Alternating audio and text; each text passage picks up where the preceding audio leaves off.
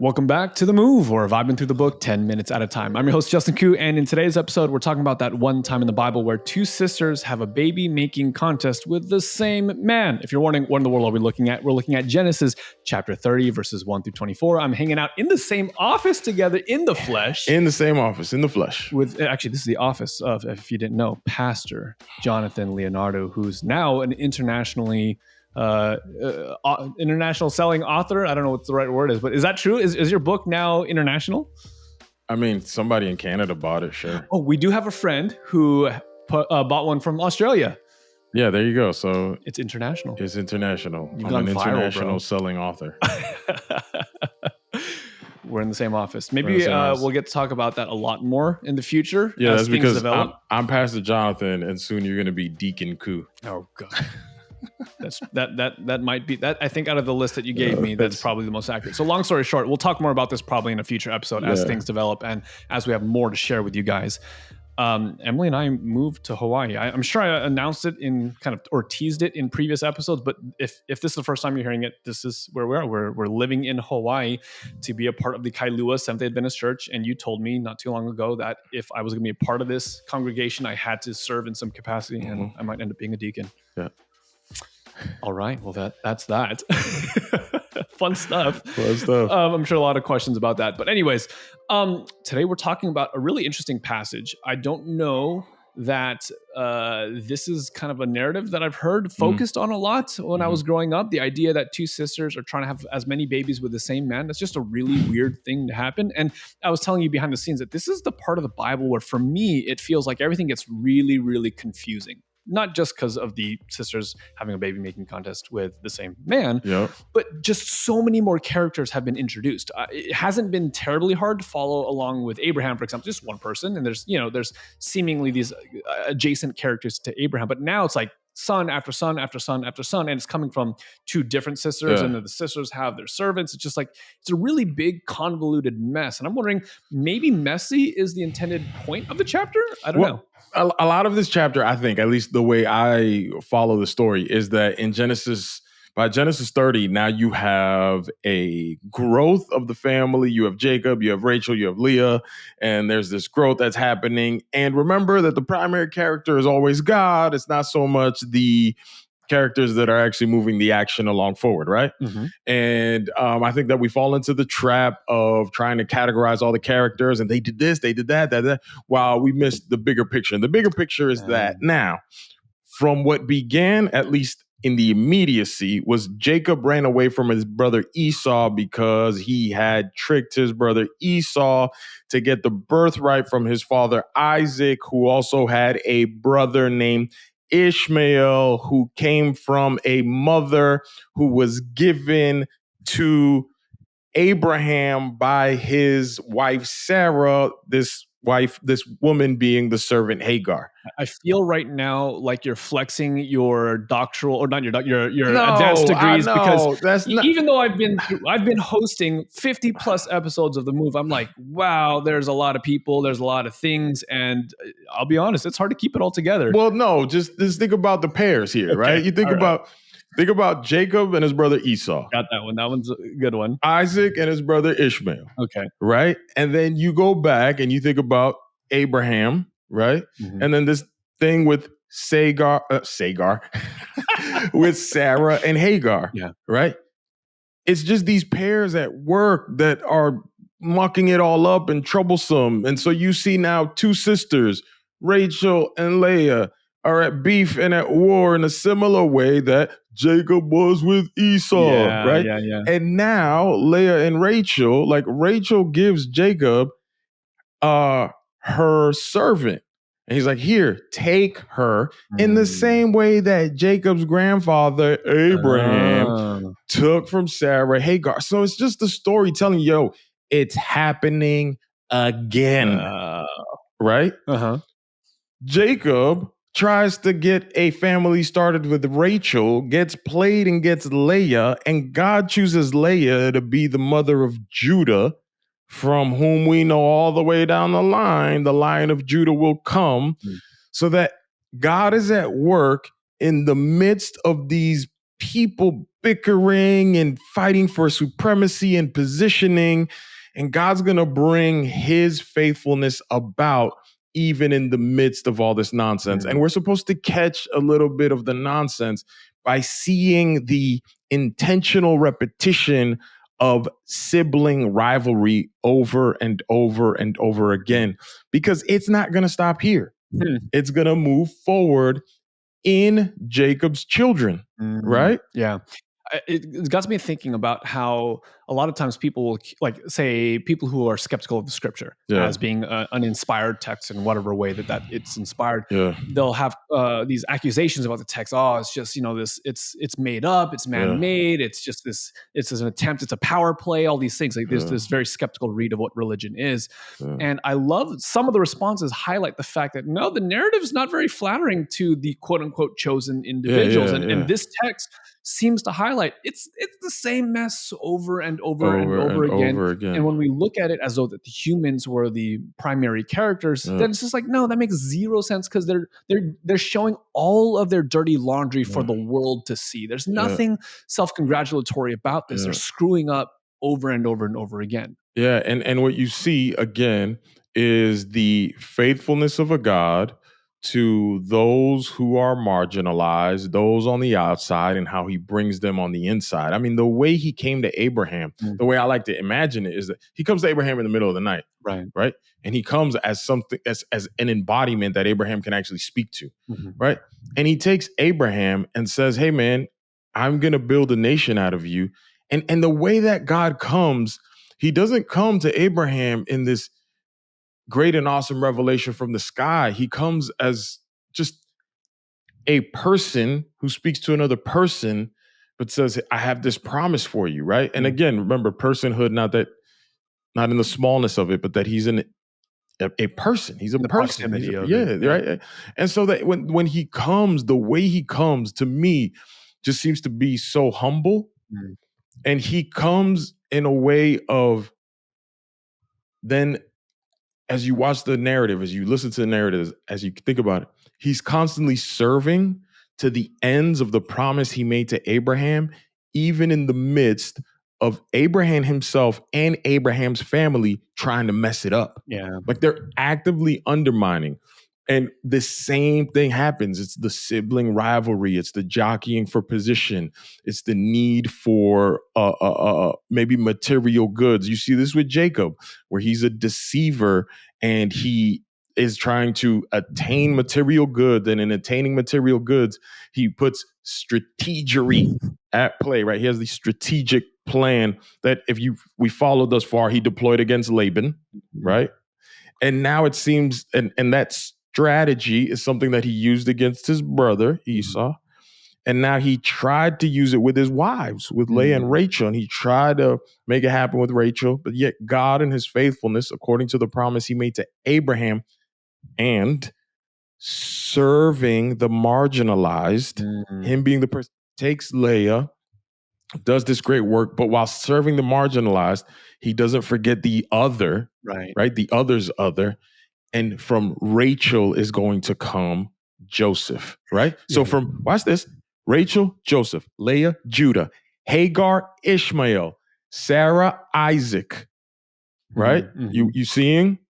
Every person has someone that God has, every one of those four characters has someone that God has directly intervened to make sure that they're not lost along the journey, and God is still doing the thing of selecting the least of the least, the unloved. I think it was interesting in this text how one of the wives is considered the loved one, and the other one's considered unloved. And yet it's, if I read it correct, it's the unloved who God chooses. It's the forgotten, it's the overlooked. And remember, this is in contrast with what we talked about with Jacob I loved, Esau I hated, the loved versus the unloved, right? And what the characteristics of God seeing someone he hates, and remember, that's not a maximal animus or maximal antagonism.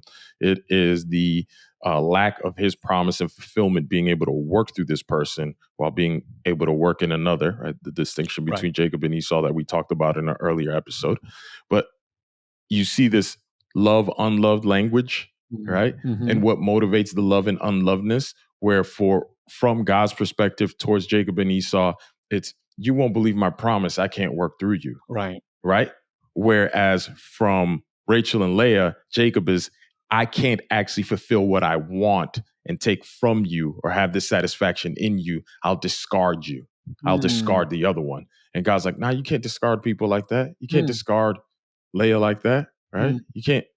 Like, so God's kind of trying to, there's like a small lesson here. There's obviously the big narrative, what God is doing and how he's working his promise. But there's also this little micro lesson where he's like, listen, the one that you're despising, I want you to realize that the person who's despised among you, the person who's overlooked, the person who's rejected or unloved, that's the person that has a tremendous amount of potential, a tremendous amount of value. Maybe the value that you actually want is in those individuals that you overlook. And there's this kind of lesson like treat people well because they're valuable. Yeah, and you see this, I mean, and again, just a contrast with Jacob and Esau, where from Esau discarded the benevolence of God's blessing towards him and minimized it to the point where he just threw it away for a bowl of lentils, right? So it's in this regard, like Jacob, I've loved, Esau, I've hated, right?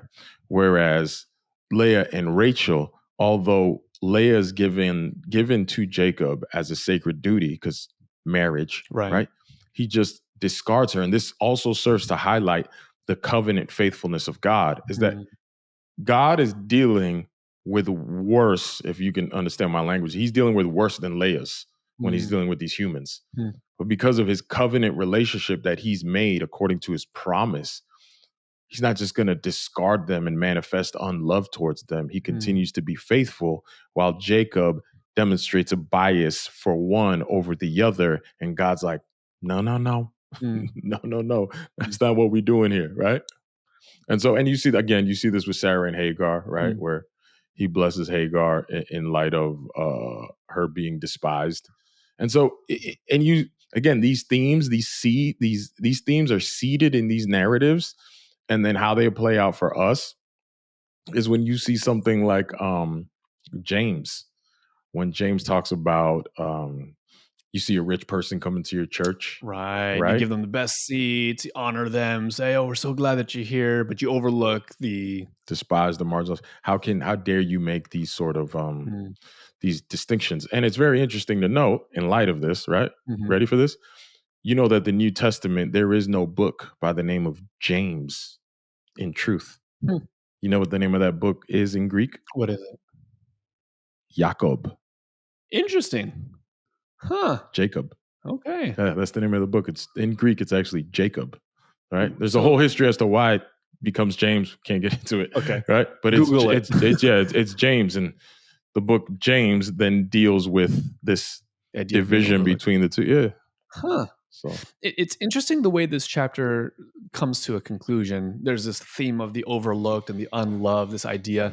And yet there's so many sons that have been born. And yet you and I were talking about, like, there's really only two that you got to pay attention to. You can kind of overlook the rest of them, but we're really going to be seeing how the story kind of zones in on two primary, two characters, two of the brothers in particular. Well, it's very much, right. I know I said that, and I said that kind of in passing as a throwaway, but there are two that are certainly the key players, right? But all the rest of them have a part in the story, right? And it's kind of like Avengers, right? Each Avenger had their standalone movie, but at some point, all the stories of the Avengers came together in these two big time figures, and he was either Cap or Iron Man, right? Interesting. These were the two that were that had the greatest story arcs. If y'all know Marvel movies, you follow like the 10-year, what is it, phase 1 or whatever. Right, we're talking about Civil War here. Yeah, and Civil War is a hinge, right, to get to Endgame. Spoiler alert. I haven't seen it yet. Right? Come on, Tony dies. And so you have these two figures, but the rest of them are very, very important because the rest of them have something to say in the grand narrative, right? So as it stands right now, yes, Joseph and Judah, but you're gonna have to pay very close attention to Reuben and Simeon. Okay. Because Reuben and Simeon, what they do and how they do plays into Levi's reputation down the line. Got it. And so all of it has something to do in the same way where, like, even though we didn't pay much attention to Ant-Man, he still had a role to play. Sure. Right? Sure. You say you want to know what Wasp and Ant-Man and all these characters are doing. That's at play here. So yeah, Genesis has this beautiful tapestry, this repetition, these images. Yeah. So if the trend what we have seen so far is there's this rinse and repeat, there's this reoccurring of the narrative, there's these two at play that are constantly bickering and fighting between each other, it stands to reason that these two brothers that are standing out at the end of the chapter are going to start seeing kind of a sea in the middle of the two of them. They're going to start parting directions. People are going to start choosing sides. There's going to be some fighting and bickering. A whole lot of people are going to end up with mud on their face, and yet God, I'm going to say, is going to come through and it's going to be faithful. Yeah, there's going to be, and one thing that you always see is there's going to be sex and babies. Straight up, there's always sex and babies. Like, Sarah said to Abraham, take Hagar, then Isaac and Rebecca, he's comforted, right? What do you think that means? I mean, at least it has that shade. And then he has children, and then Jacob and Esau, and then Jacob sees his girls but sleeps with the wrong one, and then has all these babies. And then that's going to play a key role in the story because Judah is going to have some liaisons, and Joseph is going to be tempted with liaisons. Right? Interesting. And then ultimately the family reproduces to the point that they become whole nation, numerous and great. And if you know the story, at some point in the nation's history, they then split again into two. All right. Two brothers at war again from the north and the south, Israel and Judah. So anyway. All right. It all starts here, man. Like, there is an end game, but these are the first stories that you got to pay attention to. All right. Well, we'll log them in the back of our mind. We'll be moving through the narrative together, and when there's that hyperlink, when we get to see how one story influences the other, we'll let you guys know. Yeah. So, Jonathan, what's on your desk right now? It's my The Move Season 3 cheat sheet, at least one of them. It's funny because, yes, you go to school, yes, you study and you do all the things, and that's all well and good and great, but you've had a little bit of an aid, a spark notes, if you will. I don't know if you had, did you, maybe I'm asking in an insulting way, but I'm going to ask it insultingly anyways. Did they have spark notes when you were in school? Yes, of course. Yes, I know what spark notes are. Did they have color television back then? This fool. There's a spark notes for the narrative, and it's a book, and I don't know, maybe some of y'all might want to check it out. It's called John Sailhamer, The Pentateuch as Narrative. John Sailhamer is an amazing theologian and exegete. He was formerly the professor of Old Testament and Semitic languages at Trinity Evangelical School in Deerfield. I think it's Deerfield. Yeah, Deerfield, Illinois. Mm-hmm. And he has just an amazing insight into how the text is this beautiful artwork. It's a piece of art. It's literary beauty and genius, but how the narrative is carried along through the nuancing of that literary genius. So he highlights things like the repetitions of the text, how the text is structured in a particular way, and how the text is very, very intentional. So every single word, there's intentionality. So if you want to get into a deeper, sort of very cool view of the Hebrew text and how every single word matters and how every character actually matters and how they all layer one into another, anything by this man is fantastic. John Sailhamer. Doesn't sound like the kind of thing that I should read to Mateo before bed. No, I mean, this one is cool because it just, it breaks down. Is it like a commentary style? Yeah, it's commentary style, very readable, this one, and it goes through the Pentateuch, right? So, when I was kind of first really starting to pay attention towards spiritual things, if you want to use conversion language, when I first had my conversion experience, and I would sit in church and I'd listen to these men and women speak with just such wisdom and insight, I was always like, man, I bet you when they're sitting at the table studying their Bible with their cup of Roma, that the Holy Spirit just downloads this information. They just have these insights about how this, and yes, there are absolutely moments it's like actually, that, right? You're wrong because it's a chemical property of the Roma. That's exactly what it is. Some people who are not in the know are like, what is Roma? Check it out. There are some, I'm sure that there are absolutely moments where the Holy Spirit does give you these like key insights that are unlocked, but also like what I've learned along the way is there's just a lot of like studying and hard work and people. And I guess what I'm trying to highlight is the value of community, the value of bouncing ideas, doing things like this, where maybe you do it in person, you have community, we have conversations like this, but also just reading books, tossing ideas around, and just being able to learn from the wisdom of others. Yeah, one of the things that's very helpful is the discovery of design, right? There's a certain discovery as you read the text because of its design, the way it's intended. This is why I would recommend, if you really want to get into some deep Bible study, that you use translations that attempt to be a more word for word translation. Some of the more dynamic translations take liberties that probably aren't in the text, but are read into the text because of theological presuppositions. The discovery of design is that as you read the book and as you read it intentionally and as you read it with a certain amount of rhythm and regularity, the design itself communicates an amount of data and information that then allows you to contrast and compare that which came before it so that meaning emerges. Let me say that again. The data, the design of the text communicates data, information that allows you to compare the stories and contrast them so that then meaning actually comes out. I'll give you one quick example, that if I were to ask you to tell me about that story where there's a woman at a well and then there's immediately a marriage, you might tell me about the woman and Jesus and the 6 or 7 husbands that she had.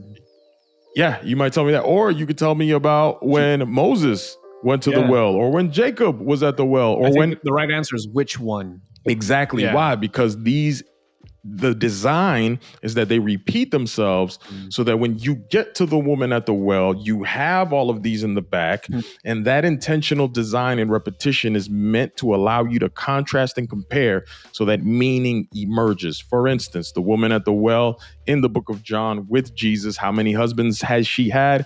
5. The one she's living with then is not her husband. And yet 6. Who is the one in front of her? Number 6, right? And so then that symbolism, because of the design, is like, oh, I see what's going on.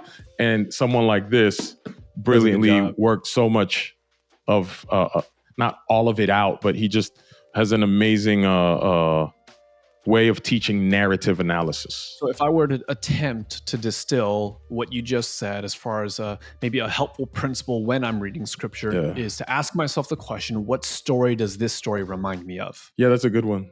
Yeah, that's good.